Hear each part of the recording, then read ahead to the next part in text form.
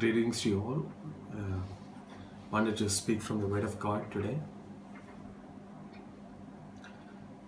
When I was thinking today about the journey of a person of the Lord, when I was recollecting something from the journey of Israel from the land of Egypt to the land of Canaan, something very important that we could see that God has delivered them from the land of slavery,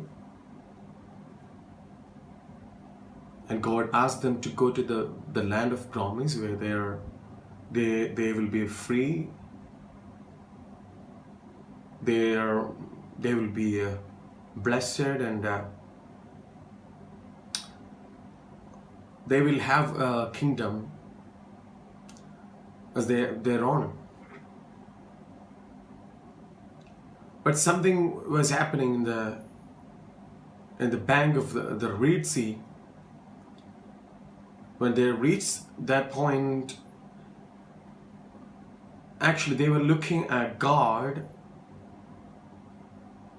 initially and asking God that what is next.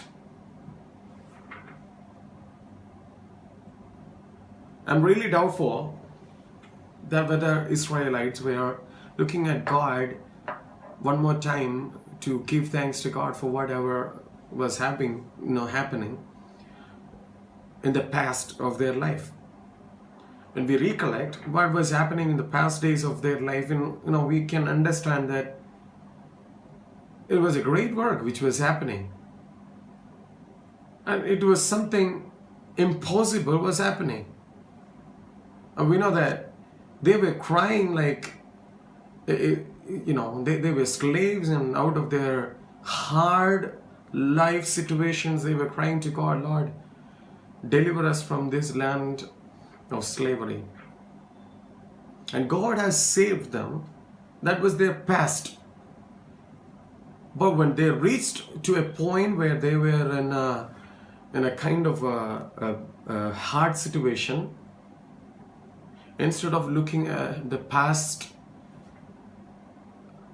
miracles which has happened in their life and the past experiences, the testimonies that God has given in their life, instead of that, they were still looking at the future to get concerned.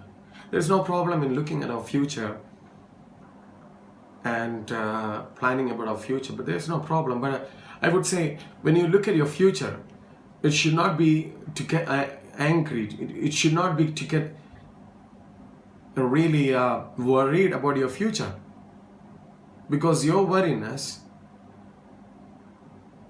will create problem in your heart, and that is a perfect way for you to forget what God has done in the past days of your life.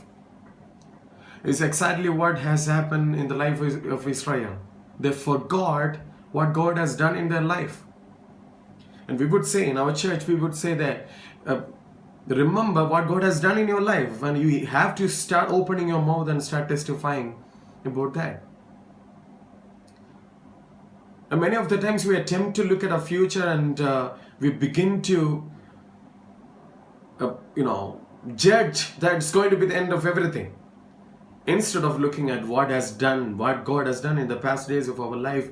Every time we keep on looking at our future, we used to judge it, telling that it's going to be the end of everything. One of the bad word, one of the most worst word that we use every time in our life, in every situations, that is going to be the end of everything.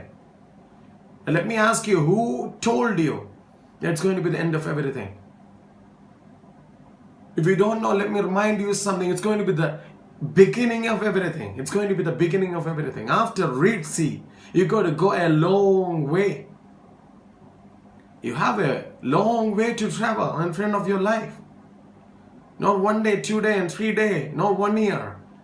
You have to travel for 40 years to see the work of the Lord, the glory of the Lord, the providence of the Lord.